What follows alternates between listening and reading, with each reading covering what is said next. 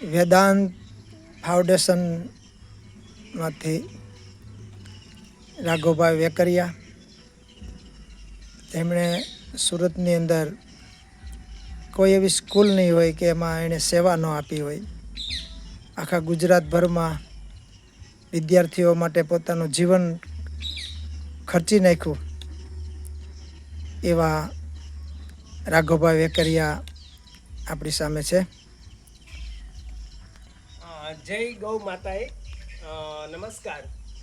પરમ પૂજ્ય મારા ગુરુ સમાન રમણીય બાપુ સંતોષિયા, એમને મળીને એક જિજ્ઞાસા વૃત્તિ જાગી અને એમાંથી એક પ્રશ્ન ઉદ્ભવ્યો છે કે બાપુ, વર્તમાન સમયની અંદર માણસ ભૌતિકવાદની પાછળ ખૂબ દોડી રહ્યો છે, છતાં એને શાંતિ મળતી નથી.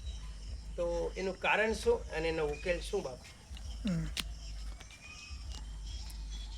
આમ તો અધ્યાત્મની દ્રષ્ટિએ જોઈએ તો પોતે શાંત સ્વરૂપ જ છે, બરાબર. એમાં કોઈ ક્રિયા કરવાની જરૂર નથી શાંત માટે, પણ જેટલું ભૌતિક દ્રષ્ટિએ જરૂર કરતાં વધારે બોલાયું હોય, વ્યવહાર થયા હોય, કાંઈ વર્તન થયા હોય, લેવાયું હોય, દેવાયું હોય, જરૂરથી વધારે જે કાંઈ પણ ક્રિયા થઈ હોય એ બાધક બને. શું બને? બંધન બને. અને એ બંધનમાંથી છૂટવા મહેનત કરી ન છૂટાય એટલે અશાંતિ લાગે, એટલે એ શાંતિને ગોતે કે હવે શાંતિ મળે તો સારું. પણ એ જે કાંઈ કર્યું છે એ જરૂર કરતાં વધારે બોલાયું છે તો એની પાસે માફી માગી લેવી. જરૂરથી વધારે જે કાંઈ લેવાયું છે, દેવાયું છે, જે કાંઈ હોય એનું નિરાકરણ કરે એટલે ઓટો પ્લાન્ટ સહજ રીતે એ શાંત સ્વભાવમાં આવી જાય. બીજું કે આ દુનિયામાં દરેકની ટેકનિક સરખી ન હોય.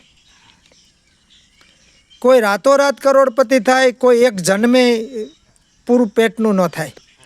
મહેનત બે સરખી જ કરતા હોય, મહેનત સરખી કરે, પ્રયત્ન સરખા, પણ ટેકનિક મહત્ત્વની છે. કોની કેવી ટેકનિક? એકની ટેકનિક એવી હોય કે રોજના લાખો કરોડો કમાય. એકની ટેકનિક એવી હોય મહેનતથી એથી વધારે કરે તોય માંડ ખાવા પૂરતું થાય. અને અમુકની ટેકનિક એવી હોય તો માઇનસ થાય, માથે થાય. તો મહત્ત્વની છે ટેકનિક. કેવી ટેકનિકથી જીવીએ છીએ એના ઉપર બહુ મહત્તા હોય.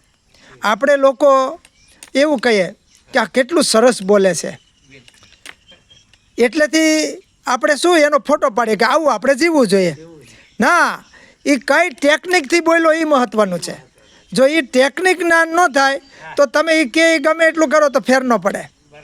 કારણ કે માણસ પોતે કઈ ટેકનિકથી જીવે છે, કઈ ટેકનિકથી બોલે છે અને કયા કારણે બોલે છે. આવો તો હું કહું તમને, પણ મારી અંદર એમ હોય આ મારો અત્યારે ક્યાં આવ્યો, એવું પણ અંદર હોય. સારું હોય કંઈ પણ, તો કેવા ભાવથી કોણ કઈ રીતે બોલે છે એ જો સમજાઈ જાય તો એને અંતઃકરણ જ્ઞાન કહેવાય. તો એનાથી આપણને ઓપરેશન કરવાનું જ્ઞાન થાય. આવું કરાય, આવું ન કરાય, આવું લેવાય, આવું ન લેવાય, આવું દેવાય, આવું ન દેવાય. એટલે આપણે જરૂર કરતાં વધારે જે બાધક બનનારી આપણને ખબર ન હોય એવું જરૂરથી વધારે કરતાપણું આવી જાય. અને કરતાપણું ધીરે ધીરે છૂટી જાય. ને આમાં મેં કર્યું નથી, આ તો રાઘુભાઈ છે અને રાઘુભાઈ નિમિત્ત થાય છે અને કરતાપણું છૂટી જાય એટલે આપણે એના સાક્ષી થઈ જાય જીવનના. બાપુ, એક બીજો પ્રશ્ન એમાંથી એવો મને ઉદ્ભવ્યો છે કે ખરેખર તમે કીધું કે અલગ અલગ બધાની ટેકનિક હોય છે. જ્યારે પરિવારના સભ્યો હોય અને કોઈથી વાણીની વાત આવી તો એક બીજો પ્રશ્ન મને એ થાય છે, મારા જ પરિવારની વાત કરું તો ક્યારેક મારા ધર્મપત્ની બોલે તો મને ન ગમે, ક્યારેક મારા પુત્રવધુ બોલે તો મને ન બોલે, ક્યારેક એમને ન બોલે. અને એક જ પરિવારમાં રહેતા સદસ્યો એકાબીજાના મતભેદથી અંતર વધી જાય છે પરિવારના સભ્યોનું. આ અંતર માટેનો ઉકેલ શું? હવે જો એક ધ્યાન રાખવાનું, આ જન્મ છે ને એ હિસાબથી આવ્યો છે.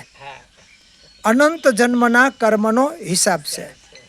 સારું આવ્યું તો હિસાબ, અપમાન આવ્યું હિસાબ, ગરીબી આવી હિસાબ, કોઈ આપણે કોઈને ન ગમીએ હિસાબ. તો હવે હિસાબને આપણે શું કરશું? સ્વીકારશું કે એનો તિરસ્કાર કરશું? સ્વીકારવો જ પડે. હા, તો જો તમે હિસાબને સ્વીકારો કે મારા પત્નીને હું ગમતો નથી અથવા તો તમારે સ્વીકારવું જરૂરી, અથવા તો ત્યાં તમારે સ્વીકારીને શું કરવાનું કે આમાં ક્યાં મારે એડજસ્ટમેન્ટ કરવાનું છે. તમે દરેકના એડજસ્ટમેન્ટ કરશો ને એને અનુરૂપ બનશો. જો તમારે એની સાથે રહેવાનું છે કે બીજાને હારે, આ સમજો એક લાકડું છે મોટું, દરવાજામાં ફિટ કરવાનું છે, હા, તો લાકડાને શું કરવું પડશે? કટિંગ કરવું પડશે, કરવું પડશે. એને માપનું કરવું પડશે, એ દરવાજા માપનું, બિલકુલ. તો જ ઈ લાકડા દરવાજામાં હાલે ને. તો જાય. હવે તમે એમ કહો કે આ મારા પરિવારમાં મારે ફિટિંગ થવું છે, તો એ પ્રમાણે કટિંગ થવું પડે કે નહીં? હા, બિલકુલ. હવે જો કટિંગ ન થાવ તો તમને હાલો. બાપુ એક છેલ્લો પ્રશ્ન છે કે હું ઘણી બધી સંસ્થાઓમાં જોડાયેલો છું. વેદાંત ફાઉન્ડેશન